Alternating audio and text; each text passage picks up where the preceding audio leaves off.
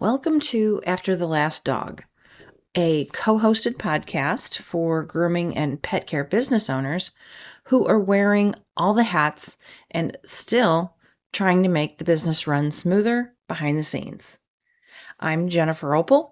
My episodes address the teams and training perspective. And I'm Dara Forleo. I bring the owner's perspective. We're your hosts. Every week, we will both share an episode to the same business challenge, what's happening, why it keeps happening, and a solution for what you can do next. What hat are you wearing right now? Every business has an official operating manual, or at least you should have one. And they also have an unofficial one. The official one is the version written in the employee handbook, in your training materials, in your policies, the job descriptions, the values that you have posted on the wall.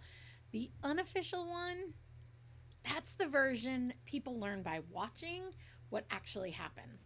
And this unofficial one is usually the one the employees learn first. They learn which rules are held accountable and which ones disappear when the schedule gets filled. They learn who is allowed to question a decision and who is expected to just stay quiet. They learn whether a mistake can lead to coaching, it leads to blaming, or even just avoidance. They're also learning whether safety is the priority, or if it's simply the language we use until safety becomes inconvenient. Welcome to After the Last Dog, where we look at what the workday reveals about leadership practices and the employee experiences after the appointments are finished and after the last dog has gone home. Today, I want to start with a 4-part conversation about inheritance. Yes, inheritance. Not financial inheritance, though that would be really nice, but what happens when someone buys an existing salon or you open a salon and you're coming from another facility or another place? I'm talking about the habits, the beliefs, the systems, and the assumptions that come with a business, including those that we have built ourselves. This first episode is going to be called The Business We Inherited, Legacy or Liability. And I want to begin with a question for you owners. What did your business inherit before your employees ever inherited it from you? Just think about that. That question is important because business owners often think about culture and operating practices as things they have deliberately created. We say, this is how I run my business, right? But that's only part of the truth. Even if you founded the company, you have still inherited ideas about what a grooming business is supposed to look like. You could have inherited them from the salon you worked in first. You may have brought them from a mentor, a franchise system, a former employer, a corporate environment, or even the person that trained you, the school you went to, any of those things.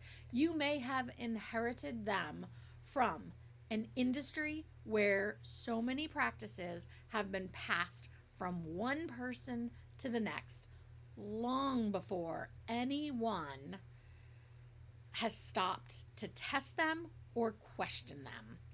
You may also have inherited them from an earlier version of yourself that is moving forward. The version of yourself who was working alone, the version who said yes to every client because the business needed revenue, the version who didn't even realize that you could have been keeping or leaving this all inside your head because there was no team yet and you've been working by yourself.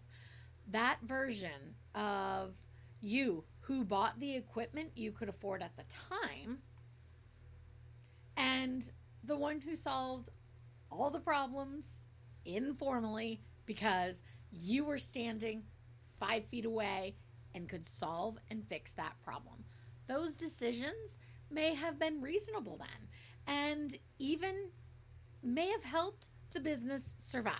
But a decision can be useful in one stage of the business or in the company, but it may also now be becoming a liability in the next stage. This is why owners need to examine not only what the business does, but where those practices have come from and whether they are still appropriate for the company that you're trying to build. So, what does inheritance mean inside a business? When I use the word inheritance, I am talking about 4 different things: culture, operational, physical, and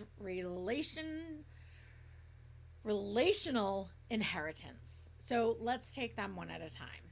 Cultural inheritance is what people believe gets rewarded, tolerated, ignored, or pushed on through, right? Or even punished. It's not what the value statement says. It is what the business repeatedly demonstrates over and over and over again. So, an example is an owner may say, quality matters. We hear that a lot. Quality matters, but consistently praise the person who completes the most number of dogs a day, regardless of rework, stress, or the team's impact. The official message here is quality, quality, quality, which is very vague and not defined and extremely subjective. The inherited message is speed, speed, speed, more, more, more. An owner may say employees should speak up about safety, but become frustrated when someone says an appointment needs to be changed, it should be slowed down, something needs to stop, whatever it is. The official message is, tell me when there is a concern. The inherited message is, but only raise a concern if it's not going to disrupt the day or mess up the day. Or the business may say professionalism matters, while allowing one high producing employee to speak disrespectfully to coworkers because leadership is afraid to lose the revenue that that person is generating. The inherited message, very clear. Production buys permission.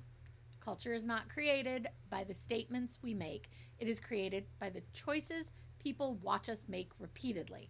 So, from an owner's perspective, cultural inheritance requires us to ask, what does my team believe is truly rewarded here? What behavior have I tolerated because addressing it felt too difficult? What do people think they have to hide from me? That's a real question. And what have I accidentally taught them that matters more than the values I actually say I hold? Those are not comfortable questions. And you have to ask yourself those questions. But those are real leadership questions. And if you are not a groomer and you own a salon, you may be wondering, how do I question something technical without insulting the person who knows more than I do? You do not have to pretend you know more than your groomers. You can ask, help me understand what you are seeing here. What were you taught to do in this situation? What would make you stop or ask for help? Or what would you teach that exact approach to someone new tomorrow? Those are not technical challenges. They are responsible leadership questions. So operational inheritance is how the work actually gets done. It includes booking, scheduling, training, documentation, quality control, customer communication, and escalation, right? This is where so many businesses continue using systems that were built for a completely different version of the company. Yes, built for a different version of the company. Many appointments are booked according to okay, let's start this over. Maybe appointments are booked according to breed and haircut, even though coat condition, behavior, age, mobility, um, service history, and employee skill all affect the labor that is required when booking that appointment, not just breed and haircut, right? A new employees, they are being trained by whoever has the time, which means every new person receives a different version of the job based on who is working at the time, right? I mean, that makes a huge difference. Quality is defined mainly by whether the haircut looks good at pickup. Without a shared standard from assessment, handling, bathing, drying, or products used, any of that documentation and the communication that went into that, those are all things to be taken into consideration. Does the customer complaints go directly to the owner, who solves each one individually, but the business never records the pattern or changes the system that keeps producing the same problem over and over and over again? These practices began because the business needed a quick solution and someone created a major workaround. The workaround has now become a routine. The routine has now become the way we do things. And eventually, no one remembered what the problem it was originally meant to solve. That is how temporary decisions become permanent infrastructures inside the business. So, owners, you guys need to ask, which of our operating practices are intentionally designed? Are any of them? Which ones simply evolved? Most of them? Where are employees relying on memory, personality, or individual judgment because the business has not created a shared process? That's a big one. And which systems work only because one specific person is making it all be glued and holding together, right?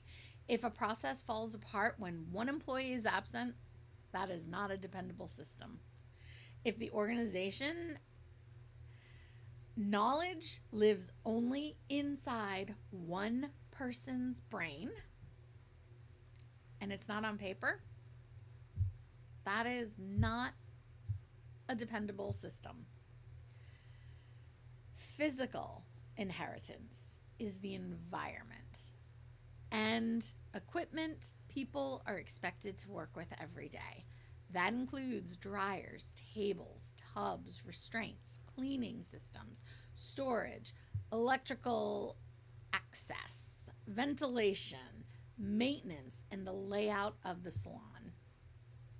Owners often think of equipment as a purchasing decision. Employees really experience it as part of the operating system. A table that no longer adjusts properly is not only an old table, but it's affecting handling, body mechanics, efficiency, and safety for both the groomer and the pet. A dryer that is constantly unreliable is not only a maintenance annoyance, it changes timing, noise, workflow, and how employees adapt under pressure.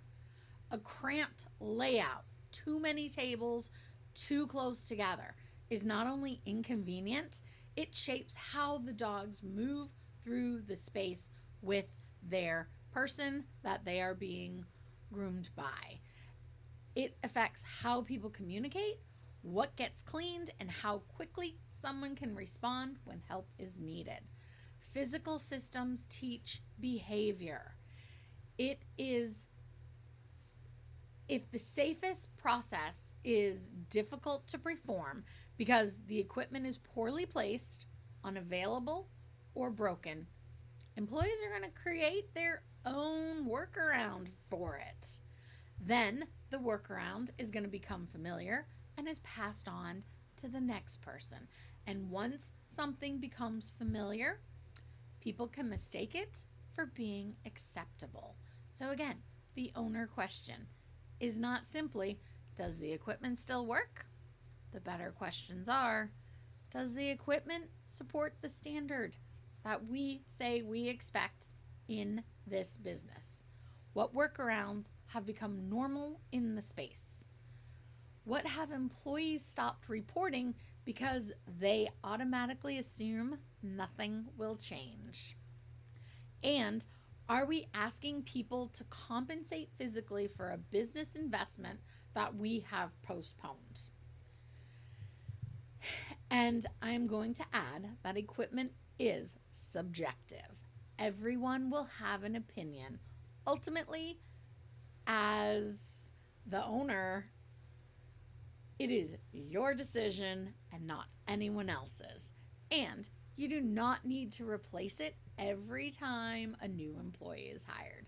So just remember that. Relationship inheritance is how we speak to each other and what happens when there is tension, uncertainty, and mistakes. Can an employee disagree with a manager? Can a newer groomer ask a senior person to explain a decision and not get frustrated at? When someone raises a concern, does leadership become curious or defensive? Are they dismissive or punitive? When a mistake happens, do we investigate what contributed to it, or do we immediately look for the next person to blame? Do managers address conflicts, or do they allow resentment to become the unofficial communication system? Trust is built through these small, repeated moments. If employees learn that bringing a problem to leadership creates a second problem for them, they're going to stop bringing the problems. The issue's not going to disappear. Leadership will simply hear about it later when it's more expensive, a lot more emotional, or a lot more difficult to repair or fix. From our seat as owners, relational inheritance asks us to consider, what does it cost an employee to tell me something I don't want to hear, right? Because at the end of the day, we don't want to hear that. Do my managers know how to respond to mistakes without creating fear? Are disagreements handled according to a process or according to who has the most authority, seniority, or influence in the business? And does my team trust leadership enough to raise a small concern before it becomes a major one? The founder is not outside of the inheritance, right? Here is the part that can be very difficult for owners to hear. It is easy to look at a dysfunctional pattern and say, that came from my employees, or that started before I knew about it. And sometimes that's true, but leadership determines what becomes part of the business. We may not have personally created every habit. We are still responsible for deciding whether it remains part of the business. And that does not mean owners should blame themselves for everything that goes wrong. You can delegate tasks and technical roles, but you can't delegate accountability for the standard of care your business represents. If we inherit a strong practice, we should protect it. If we inherit a useful practice that no longer fits, we should update it. If we inherit a harmful practice, we should stop defending it simply because it is familiar, profitable in the short term, or connected to someone from our past.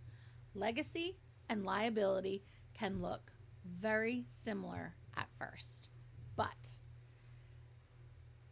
both may be old or outdated and are deeply embedded together. The difference is what they produce now. A legacy gives the current business something worth moving forward. It provides consistency, judgment, trust, craftsmanship, and a standard. A liability survives mainly because no one has challenged it. It creates risk, confusion, dependency, rework, fear, or a gap between what leadership says and what employees experience. Age or a number of years does not make a practice valuable. Familiarity doesn't make it safe. And traditional does not remove the owner's obligation to evaluate the outcome. So now let's imagine this in play, okay? It's just an ordinary everyday Tuesday, and a new doodle is booked into the same appointment length for your business that has been using this time slot for years. The client gives the breed, the approximate size, and requests a haircut. No one asks much about coat condition, behavior, age, service history, or how long the dog handles drying, because those questions are not part of the normal booking conversation, or perhaps the pet was booked for the first time online. The dog arrives, and the coat is a lot more difficult than the schedule allows for. The groomer sees it immediately, but the client has already been given a pickup expectation time. The rest of the day is full, and changing the plan means explaining a different service, a different price, or a different pickup time. So the inherited message starts working right away. Do your best. Keep moving. Try not to create a problem at the front desk. Partway through, right? The service is going great, but then the groomer needs a dryer that has been unreliable for months. Everyone knows about it. Everyone knows how to get and make the little adjustment that makes it work again. No one thinks of that equipment as an equipment policy. It is just what we do. The delay puts the groomer further behind. A newer employee sees the tension and the frustration and asks another employee, "What should I do? What can I do? Can I help?" The senior employee doesn't pull out a written standard or walk through the decision. Nope, she says, you just have to learn how to work through it. We have all been there and done that. She may be trying to help. She may be passing down resilience, practical experience, and the reality of the busy day. But she may also be passing down the belief that asking to reassess the appointment is weakness. That equipment workarounds, totally normal, and the experienced people prove themselves by absorbing the problems the business has not planned for. The dog is eventually completed. Pickup is late. The customer is frustrated. The groomer skips part of the break. There's another one. And begins the next appointment already behind schedule, frustrated, and now you have a whole new complaint list going on. From the owner's look, this might just be a time management problem. But was it really? Or did the business just reveal its own inheritance issues? The booking process did not collect enough information. The client expectation became more powerful than the employee's assessment. The equipment problem had become normal. The senior or the other employee had become the training manual. And the owner saw the final delay, but not the chain of decisions that produced it. No villain in this story. Everything was followed the booking process. The groomer tried to do the best she could. The employee shared what experience had taught her. The owner saw a business problem and wanted it corrected. Every person did what the business had taught them was normal. This is why inherited practices are so difficult to see. They rarely show up as bad decisions. They appear as ordinary people trying to make the day work. So instead of taking on another leadership checklist this week, follow one dog, just one, not from the finished haircut and backwards. Follow from the moment that appointment is booked, from the call that comes in or that online booking, through the arrival, the assessment, the service, the communication, and the pickup. Do not begin by asking who made a mistake. Ask, what did this appointment require that the way we currently work did not make room for it? Then listen to the answers without defending the process. One appointment can tell you so much more about the business than and what your employees have inherited than any other written policy. I'm going to leave you with that. One appointment can tell you so much more about the business and what your employees inherited than another written policy.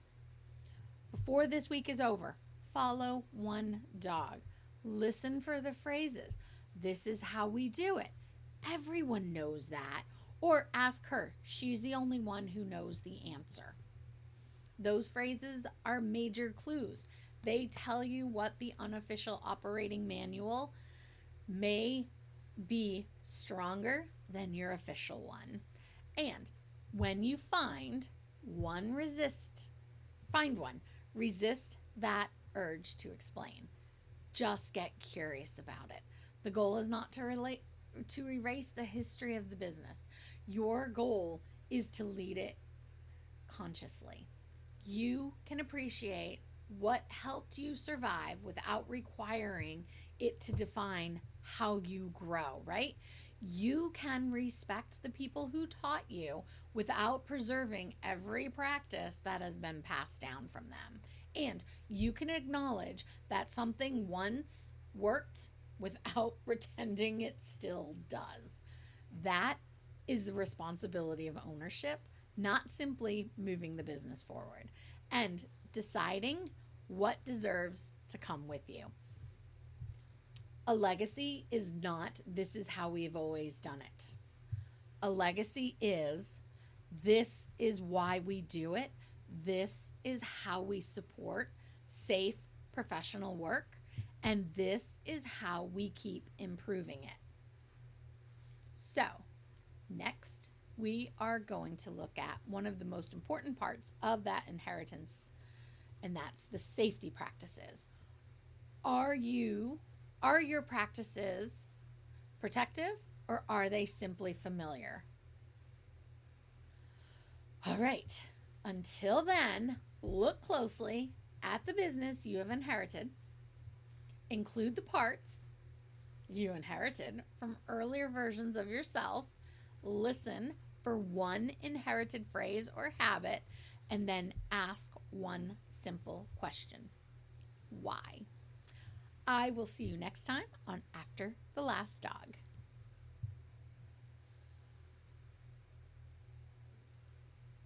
Before you go, take the next step with us. Watch our free YouTube courses on work culture and building a stronger grooming business. For more support, visit the Groomer's Boardroom for easy-to-follow videos, PDFs, accountability, and step-by-step activities for grooming salon owners. And the Modern Grooming Summit is now available at wholepetnh.com. No traveling, replays at any time with certificates in skin and coat, behavior, and safety. Thanks for listening to After the Last Dog. We'll see you next time.